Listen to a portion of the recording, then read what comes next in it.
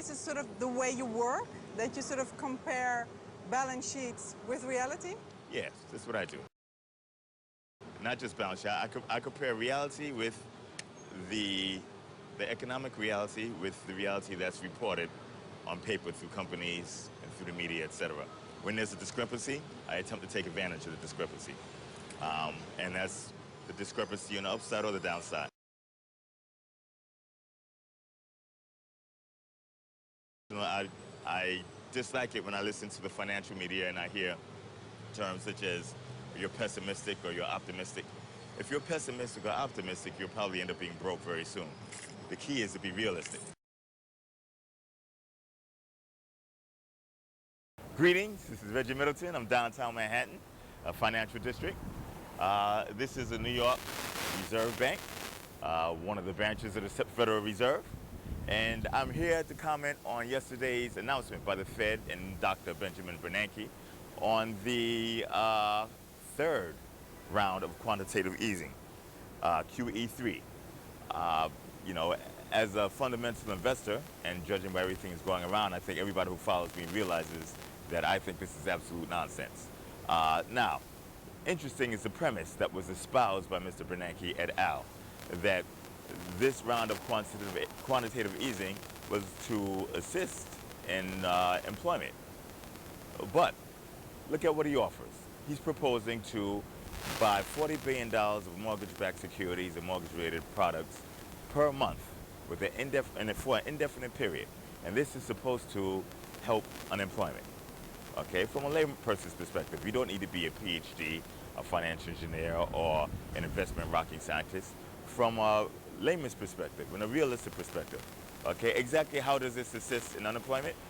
You buy $40 billion a month worth of mortgage-backed securities, unless everybody or the vast majority of the country is a mortgage-backed security trader, there's no direct linkage between that action and employment.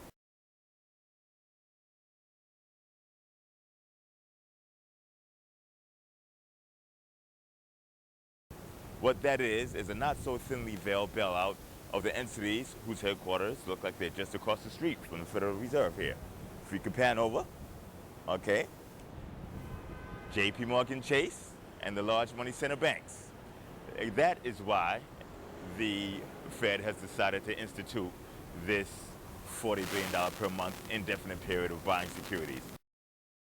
What you see here is not what you see when you look at the balance sheet of many of the real estate companies. A lot of them are showing these properties at full value or just under what the value was when they were built. And if you take a look at it, they don't seem like they should be valued at what they were when they built because they're not occupied. You know, nobody knows how much any of this is worth. And this is just a small taste of what you've seen. You haven't went in any direction. You haven't been over the city. But how do all these developers get the money to put up all these buildings? Those people over there. It's JP Chase. They get it from the banks.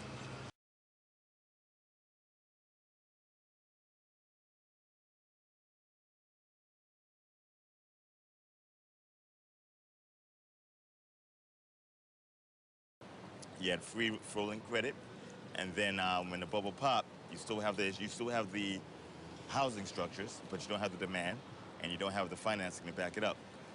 So you have overvalued properties sitting on bank balance sheets, very similar to here. Of Realtors contract index jumped 2.1% in February, but that still does not make up for a nearly 3% drop back in January. Well, my next guest is a skeptic of the NRA's data and says its forecasts are a, quote, joke. He doesn't mince his words. We're talking about Reggie Middleton. He correctly predicted the market was headed toward collapse back in the fall of 2007. He writes a very popular blog now called Boom Bust Blog, and he joins me now here in the studio live. Reggie, great to have you in here. Thank you.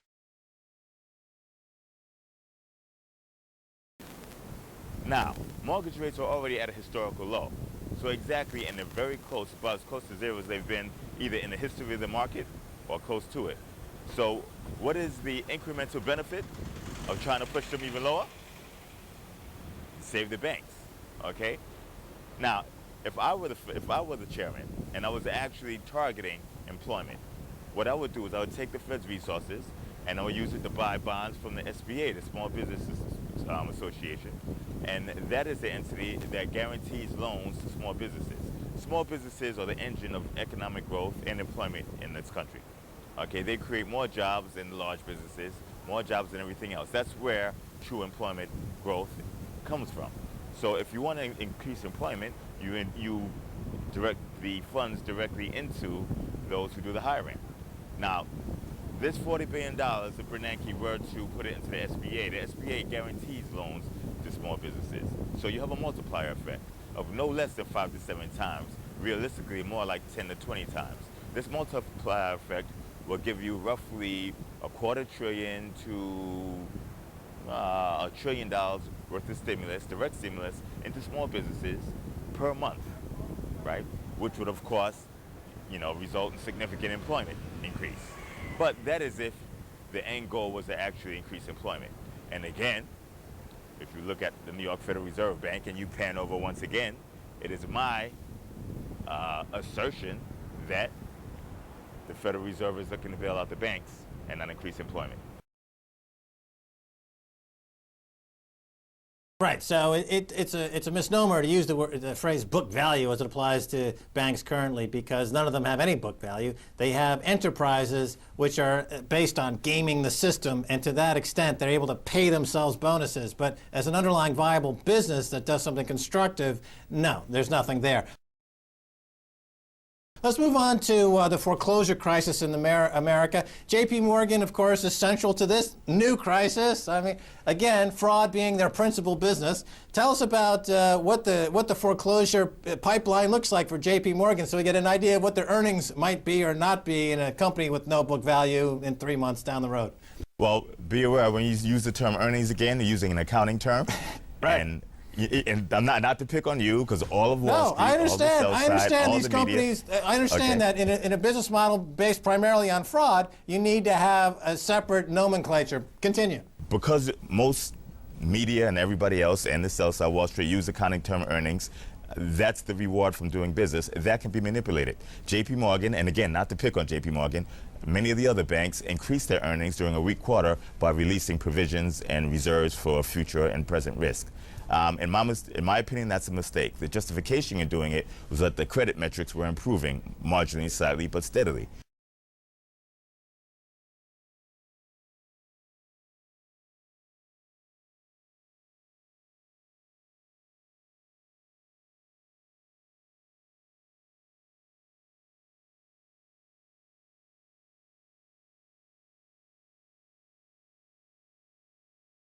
But if you graph J.P. Morgan's foreclosures versus J.P. Morgan's delinquencies, you see that the two lines start to widen, with the foreclosures lessening and the delinquencies increasing. Despite the fact that the delinquencies may be decreasing, they're increasing significantly in relation to the foreclosures. What that means is that J.P. Morgan is creating an extensive and an increasing pipeline of bad assets that have to be gotten rid of via foreclosure.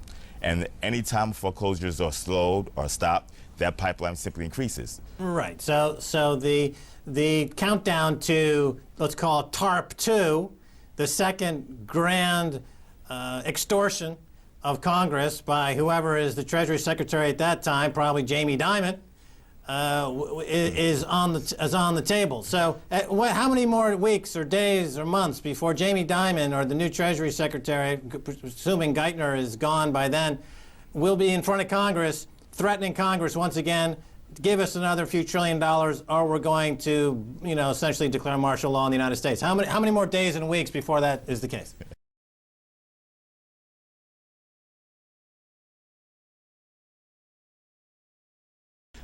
Personally, my opinion is, it'd be a lot less expensive to simply let the insolvent fail than it would be to attempt a TARP failure. You keep talking about let the bad credits collapse, let the banks suffer the consequences, let things fail. I mean, it sounds almost like you're living in America during some kind of free market capitalism or something, but we know that that's not the case anymore. Why is capitalism, why is free market enterprise, why is the market clearing mechanism and the price discovery mechanism, the thing that built the country for 150, 200 years, why is that such an alien concept? Why are they fearing this? Is it just pure psychosis, or are they just greedy? Well, you have an oligarchy that's in command or in charge, and they don't want to lose their position, which is perfectly understandable. I mean, if You in the oligarchy, good chance that you probably wouldn't want market pricing, price clearing through the market as well, because you may be displaced. With that being the case, it's going to happen over time because there's disequilibrium is too large. So it's just a matter of how long it takes. Either you do a 20-year Japanese slide and counting, because Japan is still entertaining another round of QE or actually engaging in it, or you do a much sharper cliff, which would be much more painful, but which will bring true organic economic development and growth much quicker. So it's just a matter of time and the rate of descent and then ascent. The faster you descend, the faster you ascend. But you have the oligarchy issue. I can almost guarantee that there's going to be some type of disruptive creation. You've already seen it happen with Bear Stearns, Lehman Brothers, Washington Mutual, etc. The issue is the problems of 2008 are the exact same problems we have right now in the fourth quarter of 2010, except for the fact that the government has almost perfected a lot of its liquidity injection measures. And as I explained and illustrated a little earlier with JP Morgan, the liquidity injection measures stopped much of the fall, but did absolutely nothing to cure the problem. And the only way to cure the problem is the pricing, the proper pricing of the assets that are sitting on bank and real estate and other companies' balance sheets. Okay, and now if you take a look at the Case-Shiller Index, which if I am correct, will give a significant amount of leeway over the next few months, especially now that the strong selling season is over and the Case-Shiller is lagged significantly by a minimum of 3 months with an average, and it extracts volatility and noise, which in essence makes it look much rosier than it actually is. He joins us now to talk about the latest housing data and to tell us why he thinks the Case-Shiller Home Price Index is flawed. It leaves out much of the portions of the housing market that are currently falling and in distress right now. The Case-Shiller Index doesn't measure real estate, bank-owned real estate. It doesn't measure investor flips, which are most of the activity in the lower end. It doesn't measure condos. It doesn't measure short-term prices, anybody who held a property for less than a year. It doesn't measure anything that's not a single-family detached or semi-detached house. Most of those things that are not included in that pool are what's dragging down much of the market today. Because I'm curious when you say values of new home sales have dropped 84%. I mean, they don't have much more to go. That's what they thought in Japan about 12 years ago. And for 18 years, if you take a look at a Japanese chart, it's been going down for a very, very long time. All right. Doesn't look pretty at all. It's very interesting stuff. Okay, boombustblog.com. Reggie, thanks so much for joining us. Reggie, thank you.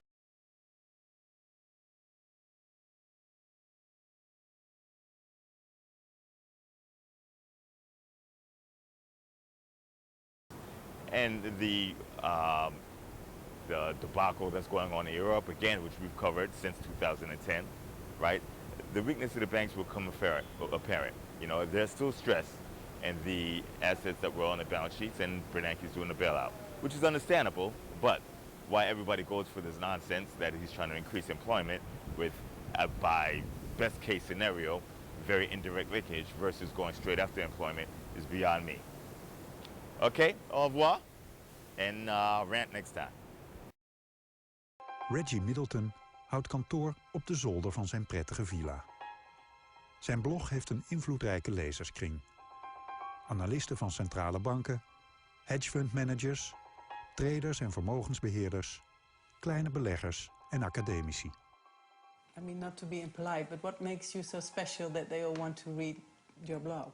I don't know if special is a word to use. I'm very objective, and I don't have inherent conflicts of interest because I don't have clients that I deal with as a principal or an agent. I can step on toes and be objective and offensively honest.